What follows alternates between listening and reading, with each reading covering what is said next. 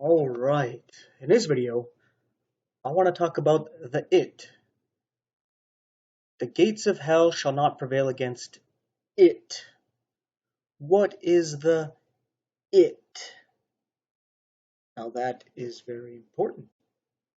When we come over here to Matthew chapter 16 at verse 18, it says, "And I say unto thee, thou art Peter, and upon this rock I will build my church, and the gates of hell shall not prevail against it." What is the it? Well, Peter is a man, so that it can't be Peter because Peter is not an it. The church is the bride of Christ. It's a her. The church is not an it.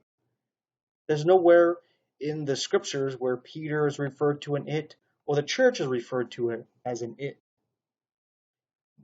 But the rock is an it. So in the context here, it doesn't say the gates of hell will not prevail against Peter. It doesn't say the gates of hell will not prevail against the church. It says the gates of hell will not prevail against the rock, which is Jesus Christ, and the gates of hell did not prevail against him. Now, this is very important because the Catholic Church likes to do two things here. They like to say that Peter is the rock and that the church is the it. Right? But that's not actually what is being said here. Because we see here that Peter and the rock are two different words in the English, just like they are in the Greek. Petros and Petra. Right? So if we take a look at this first thing here and look at the Peter being the rock, well, we got an issue here. Because right here in this paragraph following this paragraph about who Jesus is, and that's what the rock is, the Christ, the Son of the living God. Jesus Christ is that rock that followed Israel in the wilderness and brought forth water to feed all of Israel, or quench all of Israel. And in this highlighted paragraph here, verses 21 through 23 here, Jesus talks about that he's going to go into Jerusalem and basically be crucified. But he also says that he's going to be raised the third day. And Peter says, no, it says he rebukes Jesus. He's saying, far from, be it from thee, Lord. It's not going to happen to you. So Jesus has to look to Peter and say unto him, get thee behind me, Satan. You see that there? He calls Peter Satan. So that looks like the gates of hell prevailed there. Right? Not only that, but we read on in Matthew chapter 26 here. And I'll paraphrase this. You can read this yourself, verses 31 through 35, where Jesus says that the disciples are going to be offended by what's about to happen. And Peter's like, no, I won't. And Jesus tells him he's going to deny him 3 times. Again, that looks like the gates of hell prevailing. As a Catholic would say that you need to keep the faith until the end. And if you don't, well, then you're damned, right? Well, Peter denied Jesus 3 times. So he was damned here. That looks like the gates of hell prevailed against Peter. Right? It didn't against Jesus, though, who is the actual rock. Not only that, but when we come over here to Luke chapter 22, and verse 31, it says, and the Lord said, Simon, Simon, behold, Satan hath desired to have you, that he may sift you as wheat. But I have prayed for thee, that thy faith fail not. And when thou art converted, strengthen thy brethren. And this is where he talks about Peter again denying him 3 times. So it's in connection to Matthew 26, which is after Jesus is saying about the rock. So if Peter is the rock, Why would he have to pray that his faith don't fail him when the gates of hell are not going to prevail against the rock? If it's Peter, why does he have to pray that? And if Peter's the rock, why did he rebuke Jesus? And then Jesus referred to him as Satan. And then deny Jesus 3 times, which a Catholic would say, if you did that, you'd be damned. Right? When you came to the point where you had to die for Jesus and you turned back, they would say that you're not saved. Peter did that. The gates of hell prevailed. So Peter is not the rock.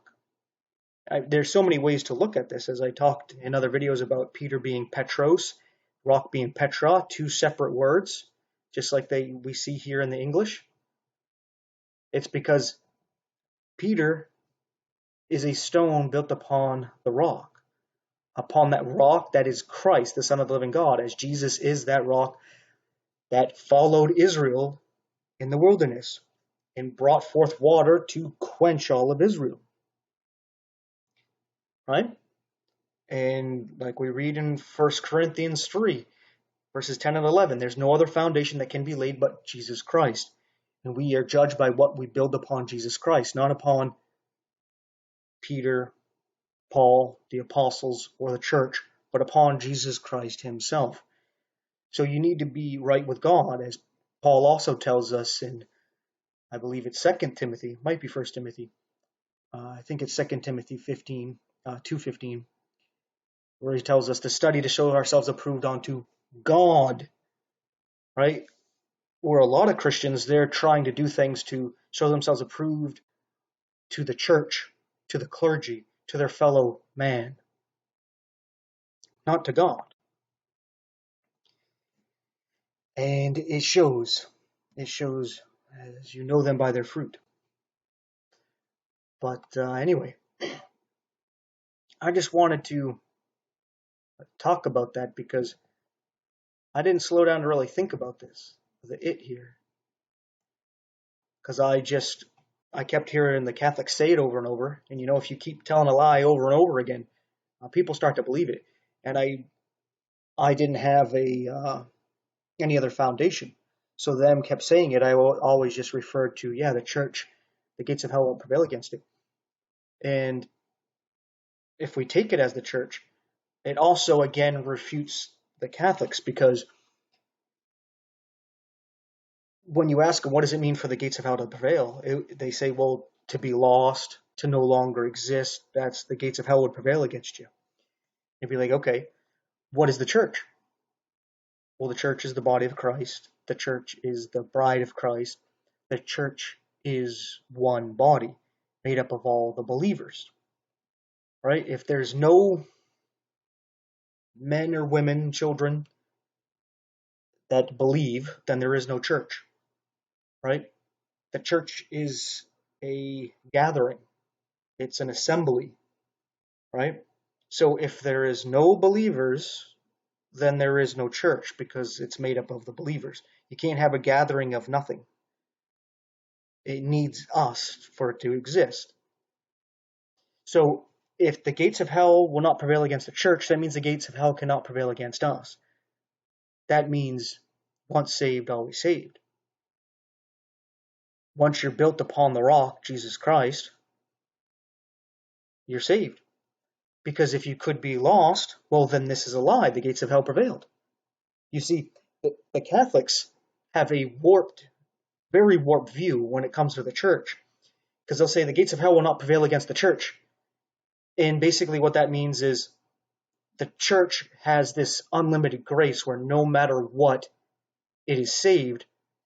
And every bad thing about the church they overlook. Right? Yet they separate themselves from the church as if they are some other group outside of the church. And that grace doesn't apply to them. It applies to this entity outside of them. Right? That the church is like their mother. They're not the church. They go to the church, but they are not it. So when they see the gates of hell will not prevail against the church, they think it's not going to prevail against their mother, this other entity that's with God. Right? and I'm using kind of metaphoric language here to help understand how they see things, because they don't apply that same grace to themselves, where the gates of hell will not prevail against the church. Oh, but the gates of hell can prevail against me, so you're not the church? And these Catholics, a lot of times they don't answer because they know what it leads to. It leads to them being wrong, and they can't ever admit being wrong. So whenever they are brought forth with the light of something like this, they just reject it. They usually get upset and they turn into irrational people and start trolling you. Because you're saying, okay, well, you know how you look at your church? You look at the Catholic Church with this grace where no matter what, right? It did things through out its history. Namely, would look at the Dark Ages and the Inquisitions, and we look at modern day with the pedophilia, and you overlook these things, right? But if you did the same things, even though you're part of the church, you would be damned to hell. So you see the lack of inconsistency there. You got to apply the standard to both. If it applies to the church, this grace where you would overlook everything because God's grace is upon the church, where the gates of hell are not going to prevail, well, then it's not going to prevail against you, the believer, because you are the church.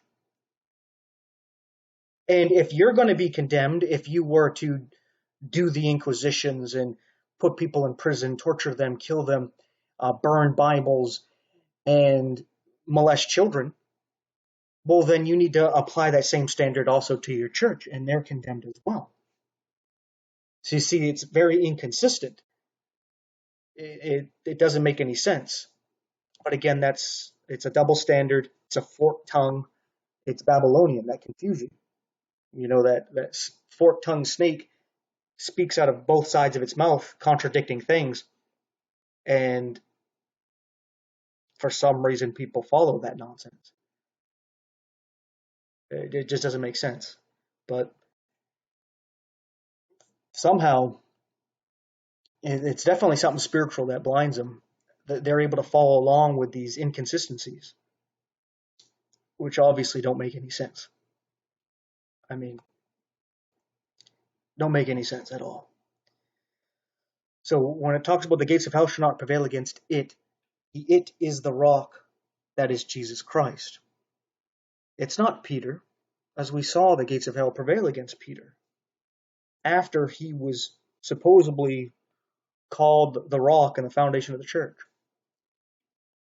And we see that the church is not the it, or else the Catholics would have to admit that once saved, always saved. Because once you're saved and part of the church, if you were to be lost, the gates of hell prevailed against the church. Because you are part of the church. So once part of it, always part of it.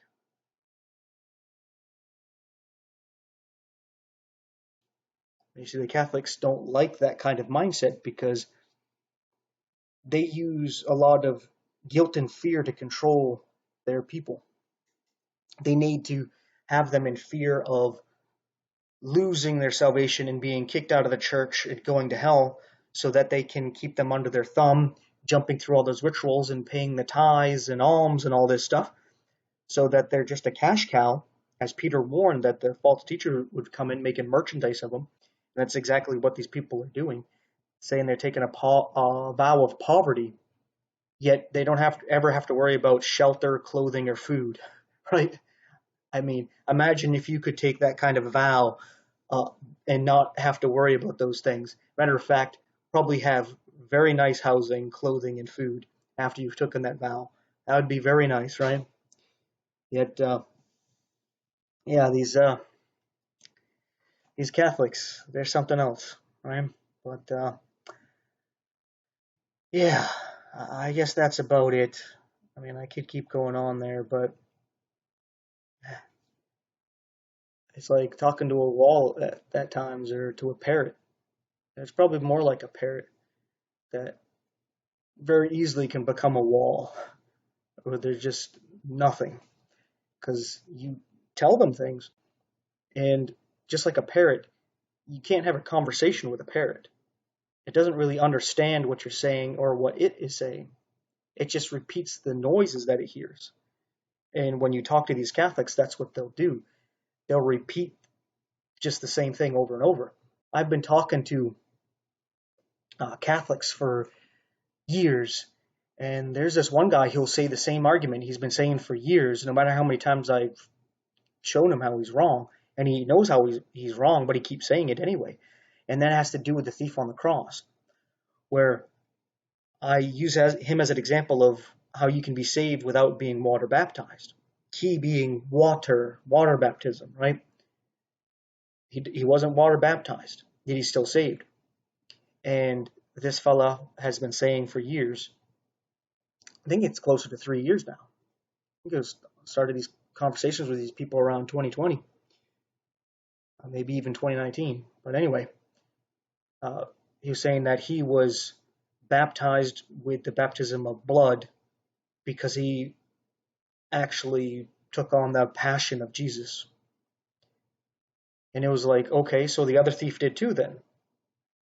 Because those thieves were crucified as thieves, not as Christians. They weren't martyrs. The thief was dying for his sins when he accepted Jesus. So he didn't partake of his passions and was crucified for being a saint, being a godly Christian. No, he was crucified for being a thief, a sinner, a reprobate. That's not the baptism of blood. There is no baptism of blood in the scriptures.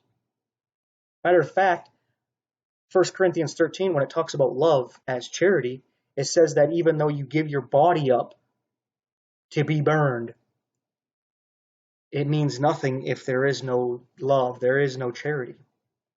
So if you're doing it in the intent to escape hell and to earn heaven, right? You're doing it for selfish motives, to earn the praise of God and man, then it's worthless because you didn't do it out of a love for God and love for your fellow man. So there is no baptism of blood. And even if there was, it proves my point that you don't need to be baptized with water. Right? That's the whole key that I tell them is that, hey, you don't need to be water baptized. And they'll fight me on it, and then they'll say, according to Catholic doctrine, that there's 3 baptisms: a baptism of water, baptism of blood, where you're a martyr, and a baptism of, what do they call it, like intention or desire, where you desire to be baptized. So then it counts. Yet these things are not seen in the scriptures. And the scriptures, there's also 3 baptisms mentioned. There's water baptism. There's a fire baptism that happens to the people that go to hell. And then there's the baptism of the Holy Spirit. But none that have to do with blood or desire. Right? I know I'm kind of getting off subject here, kind of rambling, but just give an example of how the Catholics are parrots. Because how can you keep saying that same line over and over for years when you know it's not true?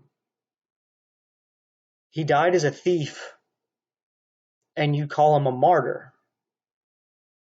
How does that make any sense? Like somebody on death row for murder, right? Usually what it would entail, right? Somebody's a serial killer, and they're going to be put to the electric chair or lethal injection.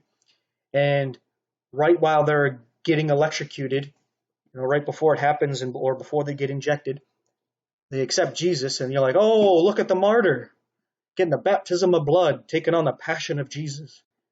No, he's paying for his sin of murder. He's facing the death penalty for his crimes. But these people,